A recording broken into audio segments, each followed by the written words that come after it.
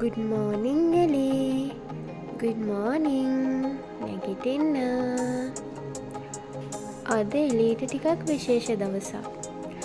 ඒ මොකද අද එයාට බෙහෙත් විදින්න යනවා. එලි දන්නවා නම් අද එයාට බෙහෙත් විදිනවා කියලා අද එයා කීයටවත් නැගිටින්නේ නැහැ. නිදියගෙනම ඉන්නවා.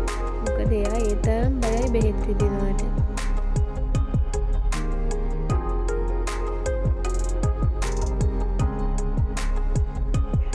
එලි ඉතින් අපි වගේ නෙමෙයි.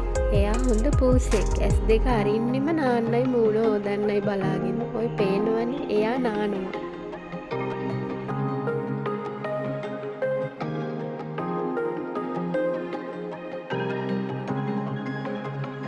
අද වෙනදට වඩා කලින් ටිකක් එලියට කන්න දුන්නා. මොකද අපිට අද ටවුන් එකට යන්නත් තියෙනවා. එලිගේ මාළුත් ඉවර වෙලා තිබුණේ.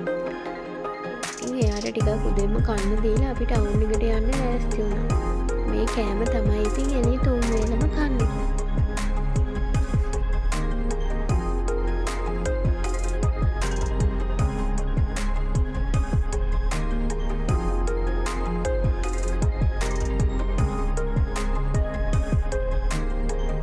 දැන් ඉතින් එළි ලොකු බබෙක් නිසා අපි එයාගේ කරට දාන්න පටියක් ගන්න ගියා. එලි ගෑනු ළමෙක් නිසා ඉතින් අපි රෝස පාට එකක් ගත්තා.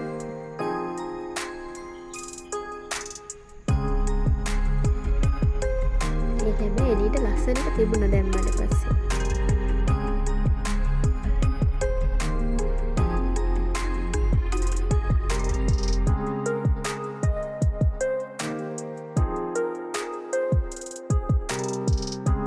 ඊට පස්සේ අපි ගියා සාලයෝ ගන්න. එලියට සාලයොත් අරගෙන අපි ගෙදර ආවා. ගෙදර ඇවිල්ලා මුලින්ම කරේ එලිව නාවන එක. නැත්තම් දවස් 3ක් යනකම් බෙහෙත් විතර පස්සේ නාවන්න හොඳ නැහැනේ.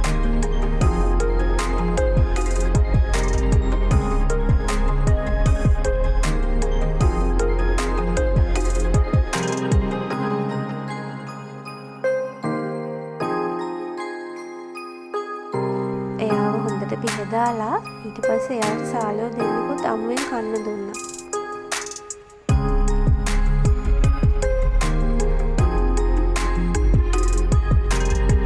එයාගේ බඩ පිරුණාට පස්සේ එයා හවස හොඳට සැපට නිදාගත්තා.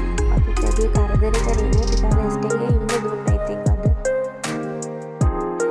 එලි දැන් නිදියලා හැරිලා ටිකක් සෙල්ලම් කරනවා. අපි ඒ වෙලාවේ එයාගේ කරපටියක් දාලා බැලුවා ලස්සනයිද කියලා.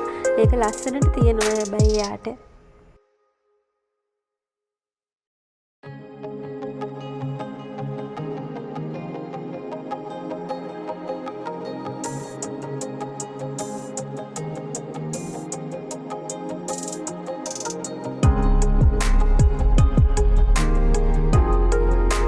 ඔන්න දැන් ඉතින් අපි ක්ලිනික් එකට යන්නයි ලෑස්ති වෙන්නේ. එලිත් හරි ආසාවෙන් එයාගේ බෑග් එකට ගිහිල්ලා ඉඳගත්තා. ඇතුළටලා සෙල්ලම් කර කර ඉන්නවා. එයා දන්නව නම් බෙහෙත් විදින්න යන්නයි ලෑස්ති වෙන්නේ කියලා කීයටවත් ඕකට යන්නේ නැහැ.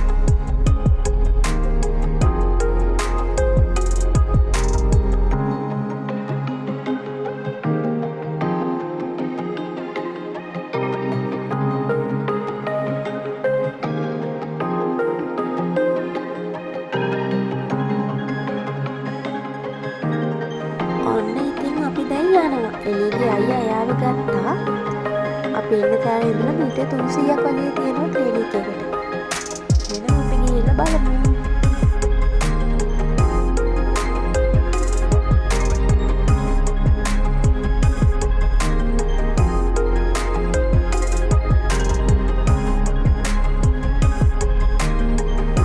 ඔන්න ඉතින් අපි ක්ලිනික් එක ළඟට ආවා. ඇවිල්ලා අපි මට එළියට වෙලා ඉන්නවා. ඇතුලේ ලස්සන බෞද්ධාල කෙනෙක් ඉන්නවා. ඇවිල්ලා බෙහෙත් විදින්න.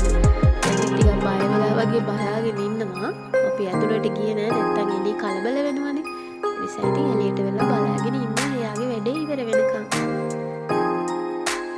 එළියව බෑග් එකෙන් එළියට ගන්න එක නම් ටිකක් ලේසි උනේ නෑ. සයිඩ් එකෙන් ගන්න හැදුවා. එයා ආවෙම නෑ. ඊට පස්සේ අපි උඩින් ඕපන් කරලා අරගත්තා.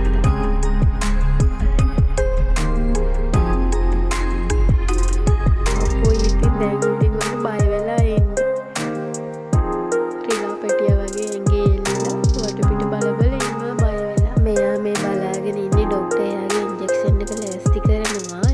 ඩොක්ටර් එනකොටම මෙයා හැරිලා ඇඟේ එල්ලුණා.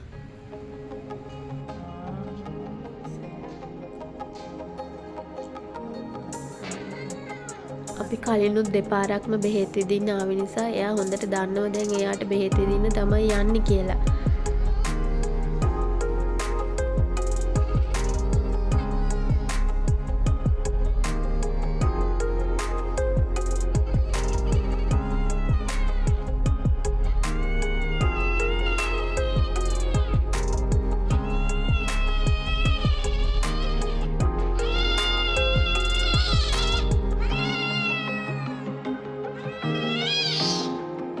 පේනවද මෙයාගේ නපුරුකම?